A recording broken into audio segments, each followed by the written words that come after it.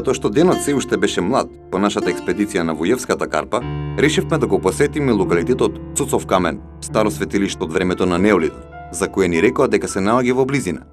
Времето се уште не беше на наша страна, но сепак продолживме. Иако изморени, нашиот дух се уште беше на високо ниво. Но набрзо дознавме дека Цуцов камен и не е така баш близко како што ни кажаа. Но што е тука е, веќе тргнавме. Сега нема назад. Патуваме кон локалитетот Цуцов камен, уште едно надземно светилиште на врв на Рид, кое е слично на светилиштето во Сурун, слично на светилиштето близко до Богдановци. Значи, едно карактеристично светилиште за македонскиот неолит, со жртвеник, со пристапни стази, со надписи, украсување на самата карпа.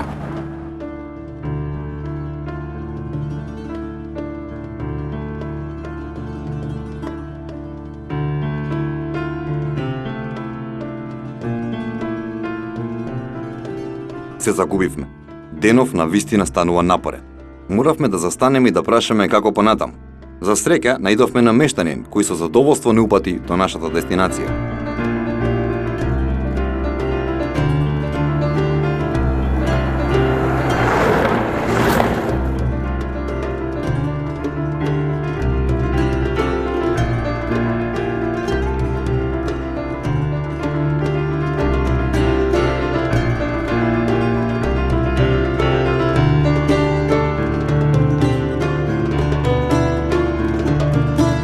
Се возиме по терен кој во времето на неолитот, пред 8000 години, бил едно големо езеро. Денес останала само една река, која не беше баш некоја препрека за нашите возила.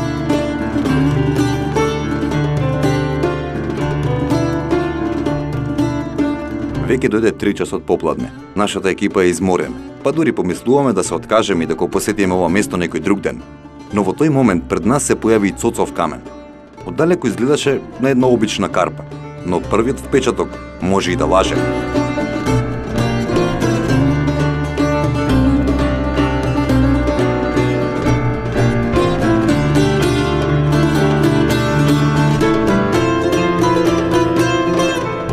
Продолжуваме понатаму, со намера само да го дзирнеме местото и да се продолжиме дома.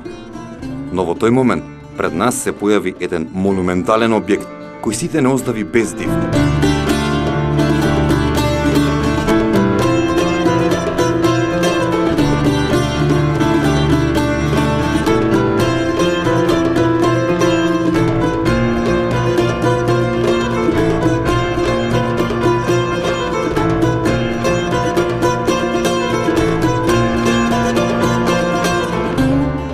Дождот кој росеше и нараснатата мов за кратко не поколебаа во нашата намера да се качиме повисоко, но сепак решивме малку да ризикуваме. Како да кажем, ова е нешто неверојатно вонземски.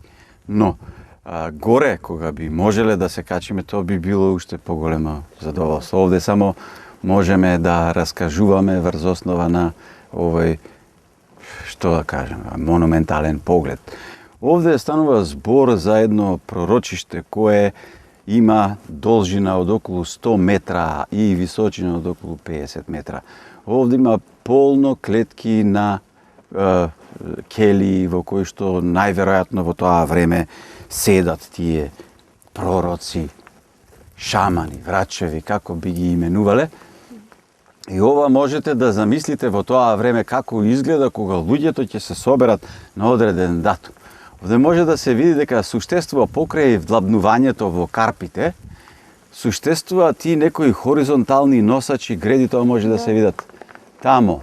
И сега кога ќе се погледне овде, централно место зафаќа оваа овде правоаголна сводеста структура која во средина горе, како каде што да речеме доколку била поставена Божицата мајка како скулптура. Оваа височина е некаде исто околу 5 метра на таа вдлабнатина и тоа горе е возможно да е таа силуета на мајката. Може би, доколку била работена од некој друг материјал, тоа да се одвалило. Меѓутоа, се гледа дека тоа е на десната страна, каде што е вертикалата, дека тоа е од човечка рака делкано. Не е од некаква ерозија направено. Можда за некои други делови би можеле да кажеме. Меѓутоа, овде очигледно тоа не е. Тука најверојатно била поставена Божицата мајка. Ова врнежливо време што не сретна не ни дозволува да можеме многу по-блиску да стасаме до ова, да видиме, но очигледно е, овде човечка рака работела. Еве, ако ништо друго, пратите го овој прав агол што е изделкан овие два рова. Погледајте ги овде. Еве. Значи, ова е човечка рака. Имате еден прав агол изделкан. За која потреба? Зашто е овој дел од некој квадрат? Треба тој да дојдеме некако поблиску за да можеби да видиме и долните две катети кај одат.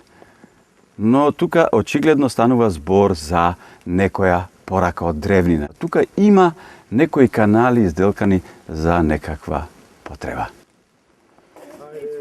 Ајде внимателно, луѓе, не, само полека.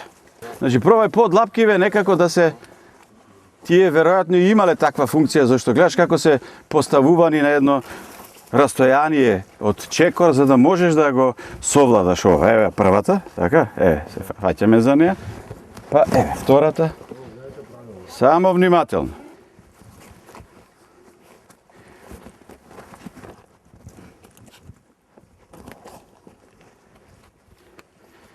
Само држи се за длапките. Сега се е убаво качувањето, после слегувањето ќе биде поголема мака. Качувајте се. Сега, но оние, те молам сними ги, оние квадратични вдлабнатинки што се над првиот засек. Тие укажуваат на нешто што го покрива ова. Гледаш? Тоа се на еднакво растојание поставени квадратични дрвени греди се, веројатно, кои покривале овде одреден простор. Сега треба една здрава реконструкција, затоа што овде истиот растер се повторува. Значи, ако се повторува тука истиот растер, тука веројатно стојат вертикали, овде мора да најдеме уште нешто како среден распон, за да може ова да има некоја логика на надкривање. Значи, станува збор за една сценографија која се обраќа на овој празен простор овде. Сето тоа е дел од една архитектонска артикулација, значи довршување на овој простор, кој природно е прекрасен, додадена е човечка вредност. Кој знае тоа како се е било изградено, направено, да личи. Се ти замисли го ова, запалени огништа тамо и еве ти тука луѓе собрани, која радост е ова која ќе го видат. Тоа е вистинска свеченост. Кај на ова место се прават свеченост. Ние на плоштад правиме тоа, тие што да кажем. Ова е една чудесија, што да ти кажем, светско чудо. Можеш да поимиш во тоа време како ова изгледа.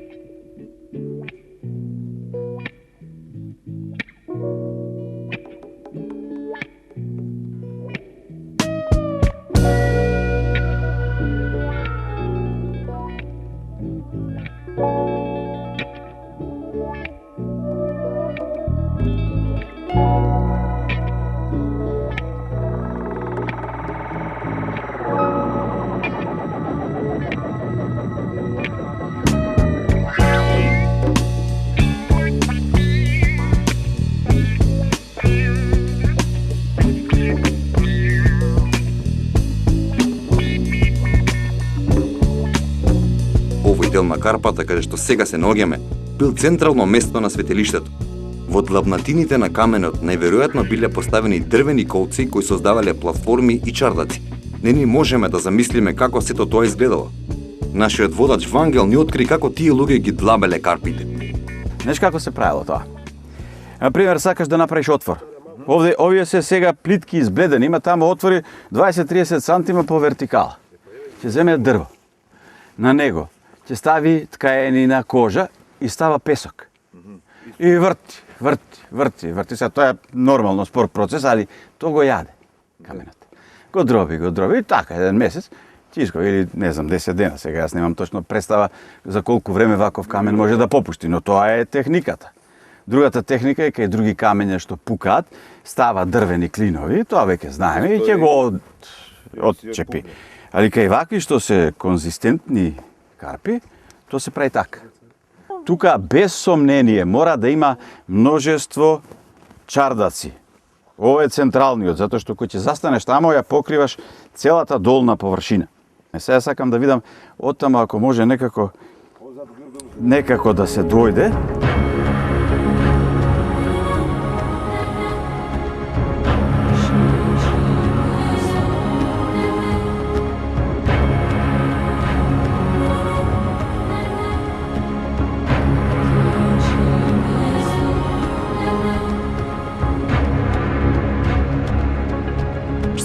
Што се качивме, ама сега треба и да се симнеме.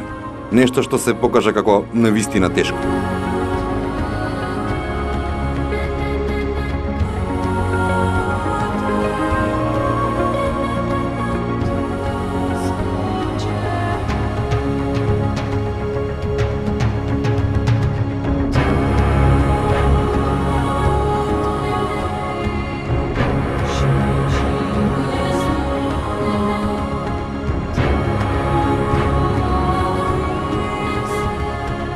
Значи, сепак се лизгало, али ништо не му е. Добар момент нашата екипа добро да се насмее.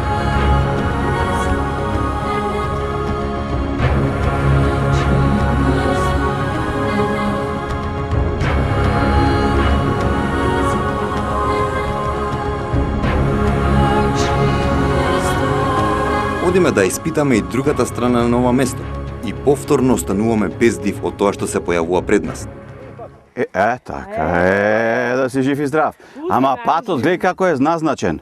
Камен, камен, камен и сега, овде кој ќе застаниш, таму е поплочено. Не е така.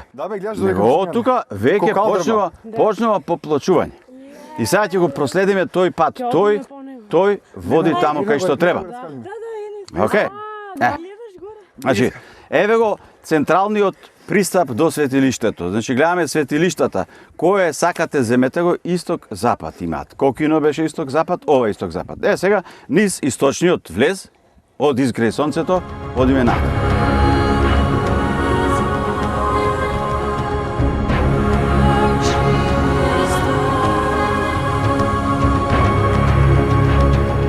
Тоа што започна како едно мало дзирнување, се претвори во целодневна авантура. Ако го задржавме вашето внимание, бидете со нас и во следната епизода, каде што ќе продолжиме со откривање на мистериите што ги крие ова место.